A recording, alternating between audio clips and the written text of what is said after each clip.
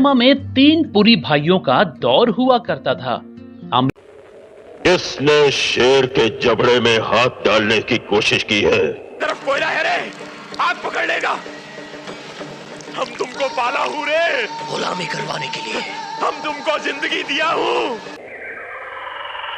कौन है वो जो मेरे आदमियों का खून करके उनके खून की स्याही से अपने मौत के परवाने पर दस्तखत कर रहा है? अमरीश पुरी और मदन पुरी को जहां फिल्मी विलेन बनना पसंद आया, वहीं सबसे बड़े भाई चमन पुरी चरित्र अभिनेता के रोल में मशहूर हो गए थे। आज हम आपको तीनों बेजोड़ एक्टरों की मौत की वजह बताने जा रहे हैं। सबसे पहले बात करते हैं अमरीश पुरी की, जो बॉलीवुड में मोगैम्बो के नाम से मशहूर थे। 22 जून मिस्टर इंडिया का मोगैम्बो, उनकी अदाकारी का कोई जोड़ नहीं था। दोस्तों, इतने महान अभिनेता का अंत बहुत खराब हुआ। अमरीश 60-65 के करीब रहे होंगे। उनको सांस लेने में परेशानी होने लगी और बहुत थकान रहने लगी। पहले तो उन्होंने ध्यान नहीं दिया, मगर धीरे धीरे हालत और बिगड़ने लगी तो डॉक्टर के पास पहुंचे। जांच रिपोर्ट आई तो सब चौंक उठे। अमरीश को एक बहुत दुर्लभ खतरनाक कैंसर की बीमारी ने जकड़ लिया था। ये एक प्रकार का ब्लड कैंसर था, जिसको माइलोडिस्प्लास्टिक सिंड्रोम कहते हैं। इस कैंसर की वजह से उनकी हालत बिगड़ती जा रही थी। इलाज भी असर नहीं कर रहा था और कैंसर बढ़ता ही जा रहा था। इसी बीमारी में उनको 2 बार मलेरिया हो गया। इसके बाद तो उनकी हालत ऐसी हो गई थी कि वो बेड से उठ भी नहीं पाते थे। जनवरी 2005 की बात है।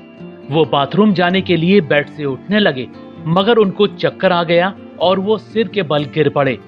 उनके सिर में अंदरूनी चोट लग गई। फौरन अमरीश को अस्पताल ले जाया गया। रिपोर्ट से पता लगा कि उनके दिमाग में क्लॉटिंग हो गई थी और इमरजेंसी ऑपरेशन करने का फैसला किया गया। अमरीश का ऑपरेशन कामयाब नहीं हुआ और वो कोमा में चले गए। 12 जनवरी 2005 को अमरीश पुरी की दर्दनाक मौत हो गई। अब बात करते हैं दूसरे पुरी भाई मदन पुरी की। 60 और 70 के दशक में मदन बॉलीवुड पर राज किया करते थे। नवा शहर पंजाब में ही 1915 को पैदा हुए मदन पुरी फिल्मों में हीरो बनने का सपना देखा करते थे, मगर पिता ने रेलवे में नौकरी लगवा दी। मदन ने जुगाड़ लगवाकर अपना ट्रांसफर कलकत्ता करवा लिया, ताकि वहां के मशहूर न्यू स्टूडियो में बुआ के बेटे KL सहगल से मुलाकात हो जाए। बाद में सहगल की मदद से 1941 में आई खजांची में स्टेज डांसर और 1944 में आई मेरी बहन में डॉक्टर का छोटा सा रोल मिला। इसके बाद 1946 में अहिंसा फिल्म आई। इसी बीच मदन बंबई आ गए और 2-4 फिल्में बतौर हीरो की, मगर कोई पहचान नहीं बन रही थी।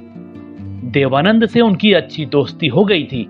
देव ने मदन को सलाह दी कि वो विलन के रोल किया करें। देव की सलाह पर मदन ने कुछ फिल्में की, जैसे से लेकर पूरब और पश्चिम।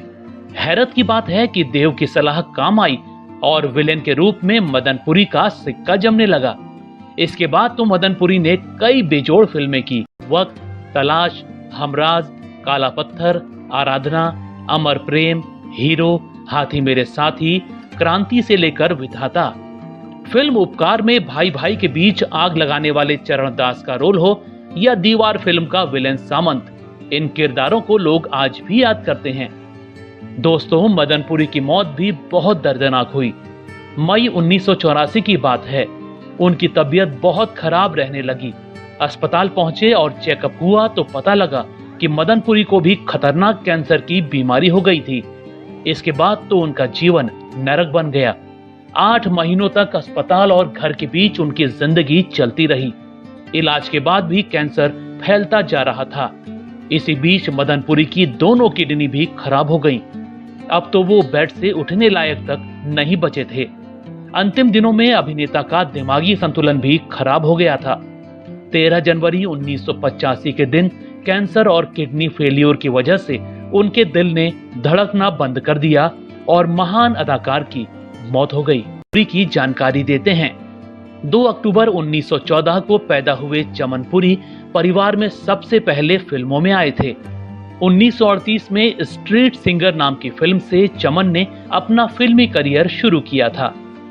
जहां दोनों भाई खलनायक के रूप में मशहूर हुए, वहीं चमनपुरी चरित्र अभिनेता हुआ करते थे। भले ही वो अमरीश और मदन के बराबर मशहूर नहीं थे, मगर चमन के चाहने वाले भी कम नहीं थे। चमनपुरी ने कई बेजोड़ फिल्मों में काम कर अपनी अलग पहचान बना ली थी।